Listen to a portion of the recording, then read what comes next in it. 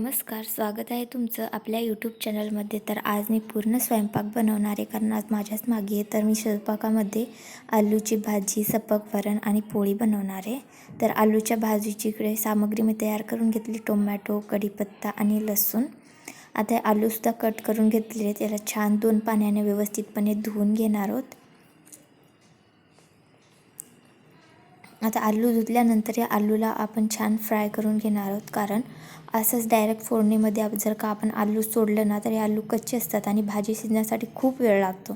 त्यासाठी आधी आपण आलूला तेलामध्ये फ्राय करून घ्यायचं आहे. एकदम गोल्डन कलर येईपर्यंत त्याला फ्राय करून घ्यायचं आहे, कारण आधी जर का तळलं ना नंतर फोडणीमध्ये आपण जेव्हा त्याला फोडणी देतो तेव्हा ते लवकर शिजलं जातं. तर आता आलू फ्राय होईपर्यंत आपण भात लावून घेऊया.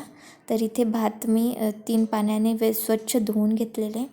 थोडंसं मीठ टाकायचे चवीनुसार आणि कुकर लावून टाकला आता मी. सो इकडे आपल्या आलूला छान गोल्डन कलर आलेला आहे हलकासा. आता याला साईडला काढून घेऊ आणि याला फोडणी देऊ. सो आता फोडणीमध्ये मी सर्वात आधी टाकते मोहरी. याला मोहरीला तिक्की असं म्हणतात. जिरा नंतर टाकूया आपण. सो आता यामध्ये लसूण पेस्ट सोडा, जे आपण आधी लसणाच्या पाकळ्या सोलून बसलो होतो ना, ते वाटून खलबत्त्यामध्ये त्याचं पेस्ट तयार केलं होतं. आता त्याला हलकासा गोल्डन कलर येऊ द्यायचा आहे. सो इथे गोल्डन कलर आलेला आहे, तुम्ही पाहू शकता. आता यामध्ये टोमॅटो आणि कांदा सोडा. आता हे कॅमेरा तुम्हाला थोडासा हलल्यासारखं दिसत असेल, कारण माझ्या एका हातामध्ये मोबाईल आहे आणि दुसऱ्या हाताने मी स्वयंपाक करते आहे. तर त्यामुळे हे होत आहे, कारण माझ्याकडे स्टँड वगैरे नाही आहे ना, कॅमेरा खूपच हलतो आहे. थोडंसं मीठ टाकायचे, कारण टोमॅटो लवकर शिजतील.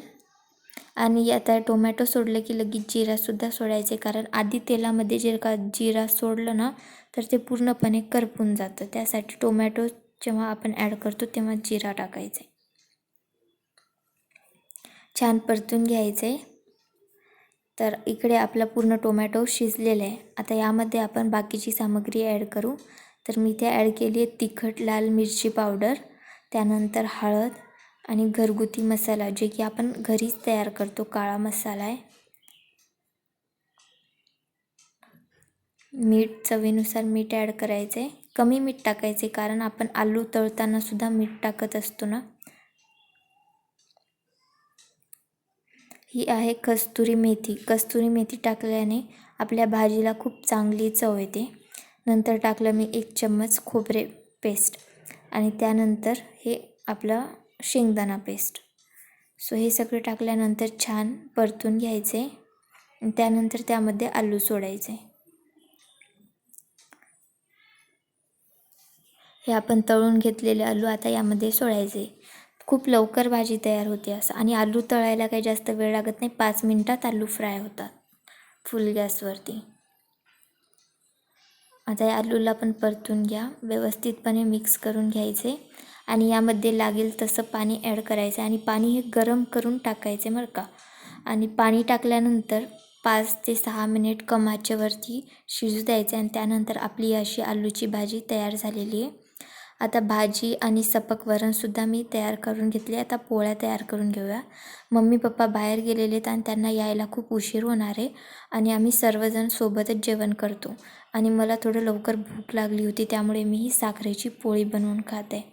आता ते येईपर्यंत मला भूक आवरणार नाही, त्यासाठी मी आधी छोटीशी साखरेची पोळी तयार करून घेईल.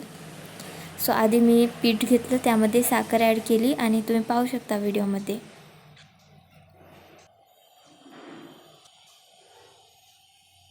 मी स्वतः बनवून खात असते.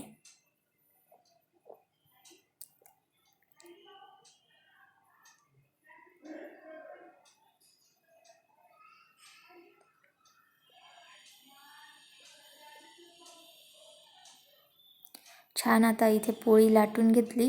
तुमच्याकडे तूप असेल तर तूप लावू शकता, पण मी इथे तेलच वापरते. आता आपण या साखरेच्या पोळीला व्यवस्थितपणे शेकून छान पोळी तयार करून घेऊ.